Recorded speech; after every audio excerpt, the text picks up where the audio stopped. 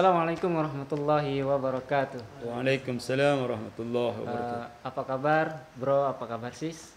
Semoga selalu diberi kesehatan oleh Allah Subhanahu wa taala, dan di bulan Ramadan ini semoga amal kita yang kita kerjakan diterima di sisi Allah Subhanahu wa taala. Amin. Baik, hari ini saya bersama dengan Ubes atau Ustadz Bashir Zain, di mana kita akan membahas tentang berpuasa di bulan Ramadan. Sekarang kita berada di bulan Ramadan. Hal-hal apa saja perkara-perkara yang mendatangkan pahala dan perkara-perkara yang membatalkan puasa, Ustaz? Dan apakah termasuk membatalkan puasa orang yang bersiwak atau berkumur-kumur saat berwudu itu, Ustaz? Itu bagaimana, Ustaz? Jadi siwak ini ada 3 perkara. Ulama telah sampaikan bahwasanya Rasulullah sallallahu alaihi wasallam seandainya tidak memberatkan umatku, setiap likulli salati maka dia bersiwak. Setiap salatnya dia bersiwak. Artinya yang pertama, bagaimana hukum siwak ini sunnah. Di bulan Ramadan adalah hukumnya sunnah. Yang kedua, ada ulama yang mengatakan sunnah, ada yang mengatakan makruh. Kenapa dikatakan makruh? Sunnah ini tatkala setelah ba'di salatil fajar ila qablal salatul zuhur. Jadi setelah salat zuhur dan setelah salat subuh sebelum salat zuhur. Itu sunnah. Ada yang ulama juga mengatakan bahwasanya setelah salat asar itu makruh. Setelah salat zuhur makruh. Namun tidak membatalkan puasa. Bersiwak tidak membatalkan puasa. Yang ketiga, kenapa ulama mengatakan makruh di situ? Karena bau mulut tatkala orang berpuasa di bulan Ramadan itu sama dengan misik. Nanti itu anggapan Allah Subhanahu wa taala, di akhiratnya Allah Subhanahu wa taala. Bukan di sini tapi di akhirat nanti orang yang berpuasa bau mulut, ada bau daripada mulutnya, daripada lisannya, itu sama baunya dengan misik nanti di akhiratnya Allah Subhanahu wa taala. Jadi tidak membatalkan daripada puasa kita masalah siwak. Masalah berkumur. Berkumur ini juga salah satu adalah sunnah. Ya, tatkala mau kita berwudu itu sangat dianjurkan bagaimana kita berkumur terus menghirup air ke hidung. Nah, ini tatkala kita mau ambil wudu itu sunnah. Tapi tatkala Ramadan juga ada ulama yang mengatakan kalau setelah sholat duhur itu tidak perlu lagi berkumur atau menghirup, apalagi menghirup air ya. Maka ini salah satu perbedaan pendapat daripada ulama. Maka kalau ulun pribadi ahsan yaitu sebelum duhur memang enggak apa-apa kita berkumur atau berwudu sebelum duhur.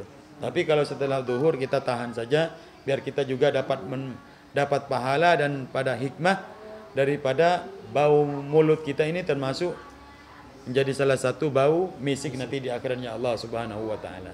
Jadi insyaallah walaupun seandainya berkumur itu tidak akan membatalkan pahala puasa kita. Tapi yang penting kita jangan separuh ya. Nanti separuh dikumur-kumur dikeluarin, separuh ditelan. Dibuang ke dalam. Nah itu juga bisa membatalkan puasa kita. Iya, seperti itu. Wallahu a'lam. Jadi kesimpulannya dari bersiwak dan berkumur itu adalah sunnah Rasulullah SAW dan akan menjadi makruh jika itu dilakukan dengan berlebihan. Ini saya lagi Ustaz.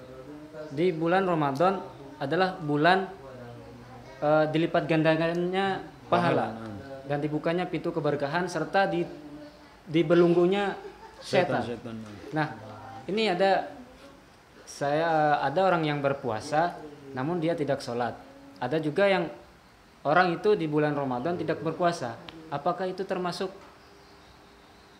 gangguan setan atau dari hawa nafsunya sendiri? Jadi kan kalau kita kan udah di bulan Ramadan itu pasti setan sudah dibelenggu. Nah. Jadi mereka atas dasar apa mereka tidak berpuasa itu gitu. Ya, Masya Allah. Jadi betul itu sabda Rasulullah, di bulan Ramadan itu setan dibelenggu, itu setannya. Ingat, itu setan yang dibelenggu. Tapi ada yang namanya nafsu, itu tidak dibelenggu. Nafsunya manusia yang sudah mirip-mirip setan. Nah, itu yang perlu kita pahami. Jadi ada orang kadang-kadang bingung, katanya setan bulan Ramadan itu dibelenggu. Apa masih ada orang berbuat setan? Nah, itu. Jadi memang ada sifat-sifat manusia ini bersifat setan. Bahkan pernah dulu ulun disampaikan oleh para guru ulun bahwasanya sekarang ini setan sudah banyak pengangguran, banyak pensiun, udah nggak buat apa-apa lagi. Kenapa? Karena sudah umat manusia ini sudah banyak sudah meniru daripada sifat-sifat setan. Jadi tatkala ada orang berpuasa di bulan Ramadan, ini yang pertama, dia tidak salat. Nah, itu tidak ada pada apa-apa dia, tidak ada pada apa-apa. Maka seharusnya dia kalau sebagai orang beriman dan dia melaksanakan rukun Islam, maka dia harus berpuasa, harus salat 5 waktu. Nah, harus sepaket berarti. Harus sepaket, jangan setengah-setengah. Ini puasa, tapi nggak salat, ya nggak ada gunanya. Soalnya apa? Yang pertama nanti akan dihisab oleh Allah Subhanahu wa taala adalah salat. Awwalu ma yuhasabu bihil abdi fi yaumil qiyamati as-shalah. Yang pertama sekali nanti akan dihisab oleh Allah Subhanahu wa taala adalah as-shalah. Salat kita yang akan dihisab oleh Allah, yang akan dipertanyakan. Fa in saluhat sairu amali. Apabila salatnya baik, maka seluruh amal perbuatannya akan baik. Intinya begini, puasanya akan diterima oleh Allah, zikirnya akan diterima oleh Allah, sedekahnya akan diterima oleh Allah, hajinya akan diterima oleh Allah Subhanahu wa taala kalau dia salat dan salatnya baik. Kalau dia salat dan salatnya baik. Tapi kalau dia puasa tapi tidak bersembahyang. Tidak sembahyang. Bagaimana dia akan masuk ke dalam surganya Allah Subhanahu wa taala? Sedangkan yang wajib dia tinggalkan. Maka bagi yang puasa harus menjaga salat 5 waktu. Dan bagi yang salat 5 waktu pun harus melaksanakan puasa. Karena dua ini adalah rukun daripada rukun Islam kita.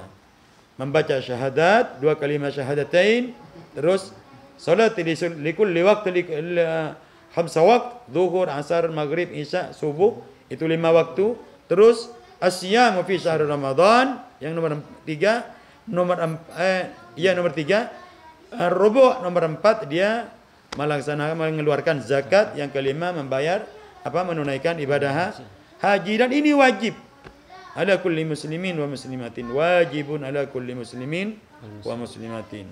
Terus tadi ada gimana? Ada orang sholat tapi enggak puasa, ya sama aja. Ini salah satu kewajiban kita. Ramadan, hasyamu fi syahr Ramadan, ini adalah wajib bagi orang yang mukallaf, bagi orang yang merdeka, dan bagi orang yang tidak uzur, tidak sakit, tidak dalam keadaan musafir, itu boleh ditinggalkan, namun wajib diqadha dan dia diganti di luar bulan Ramadan. Kalau dia sampai lewat 1 tahun, maka dia mempunyai kewajiban 2, mengqadha dan membayar fidyah. Dan ingat ya ikhwan, fidyah itu 6 on kurang lebih kalau dihitung duit kita bagi orang yang sedang kurang lebih ya 6.000, 7.000 atau 10.000 lah, sempurnanya 10.000. Kalau guru ulun menyampaikan paling tidak supaya sempurna, tidak ragu, dikasih 1 kilo 1 hari. 1 mod itu 1 kilo 1 hari. Kehati-hatian daripada kurang, mending lebih kata beliau. Jadi seperti itu ya. Terakhir Ustaz. Nah, di bulan Ramadan adalah bulan diturunkannya Al-Quran. Nah, mungkin ada tips buat teman-teman di luar sana untuk bisa menghatamkan Quran gitu Ustaz, dalam 1 bulan ini, dalam bulan Ramadan. Bagi orang-orang yang sibuk, dia kerja sehari-harinya, cuman dia punya waktu membaca Quran mungkin di sela-sela habis sholat fardu gitu Ustaz. Mungkin Ustadz ada tips atau trik buat menyelesaikan atau menghatafkan Al-Quran dalam waktu 1 bulan di bulan jadi Ramadan. Alhamdulillah, jadi bagus. Ini pertanyaan bagus supaya menjadi semangat buat kita untuk menghatamkan Al-Quran. Bagaimana kita di bulan Ramadan ini, hari di mana memang untuk Al-Quran, hari dan bulan memang Allah turunkan untuk Al-Quran menjadi petunjuk bagi kita. Syahrul Ramadan alladzi unzila fihi al-Quran hudal linnas, petunjuk bagi manusia, wa bayyinatin minal huda wal furqan. Maka dengan Al-Qur'an itulah kita menggunakan, dijadikan pedoman buat kita. Maka dengannya untuk tip-tip bagaimana kita menghatamkan Al-Quran di bulan Ramadan ini sangat mudah ya ikhwan, sangat mudah. Kalau kita ingin satu bulan itu satu kali cukup dengan 2 lembar. 2 lembar di waktu subuh, 2 lembar di waktu zuhur, 2 lembar di waktu asar, maghrib kita pending, nanti pas setelah sholat isya, setelah sholat tarawih kita ambil selesaikan 4 lembar. Sekalian tadarus di situ, bagaimana juga kita bisa menghatamkan Al-Quran. Maka alangkah baiknya, bagusnya bagaimana kita berusaha paling tidak dalam 1 bulan ini, paling tidak usahakan 1 kali minimal harus hatam Al-Quran minimal. Tapi bagi kita para ustadz, para penghafal Quran itu minimal paling sedikit 3 kali hatam. 10 hari selesai, 10 hari selesai, 10 hari selesai. Itu minimal. Tapi bagi ulama yang dia masya Allah hafal Quran itu 1 hari sehari semalam dia harus selesai 1 juz, sebagaimana dalam sejarahnya Imam Malik itu beliau itu 1 hari siang hatam, malam hatam. Jadi beliau para mujtahid kita ini dalam 1 hari sehari semalam itu 2 kali hatam. Jadi dalam 1 bulan kalau 1 Ramadan itu 30 hari maka dia 60 kali khatam Al-Quran. Bagaimana diri kita juga semangat ya ikhwan, karena salah satu Al-Quran ini nanti yang akan dipertanyakan di dalam kubur kita. Maka disitulah kita senantiasalah cinta dengan Al-Quran, hamalkan Al-Quran, hafalinkan Al-Quran, dan juga bagaimana terapkan kehidupan kita sebagaimana Al-Quran, artinya mendapatkan petunjuk daripada Al-Quran dan para ulama yang telah menafsirkan Al-Quran. Karena Al-Quran ini adalah dalikal kitab la raiba fi. Itu adalah Al-Quran, kitab yang menjadi petunjuk yang tidak ada keraguan sedikit pun di dalamnya. Seperti itu ya kawan. Mungkin cukup sekian untuk penyampaian hari ini. Semoga video ini bermanfaat untuk kita semua. Dan terakhir kesimpulan dari video ini yaitu tips untuk menghatamkan Quran dalam 30 hari. Yaitu yang pertama, kita harus punya niat. Karena kalau tidak ada niat, meskipun ada beribu-ribu tips tidak akan berlaku. Jadi yang pertama adalah niat, karena niat itu adalah kunci dari semua amalan-amalan kita.